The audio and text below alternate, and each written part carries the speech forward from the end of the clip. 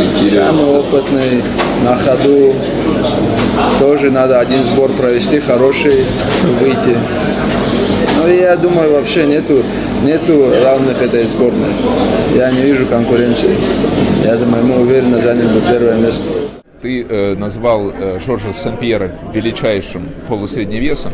Вот если его в лучшей форме поместить в нынешний полусредний вес, он бы также бы шумел, как тогда? Или все-таки ММА за эти 10-15 лет реально шаг вперед? Да, 100% шаг вперед сделал. Был бы он хороший, конкурентный. Ну и он тоже в такой же, если бы в нынешнее время он тоже был бы получше. Ну, раньше он боролся, проходил, хотя он не является таким борцом. Валил всех, контролировал, забивал.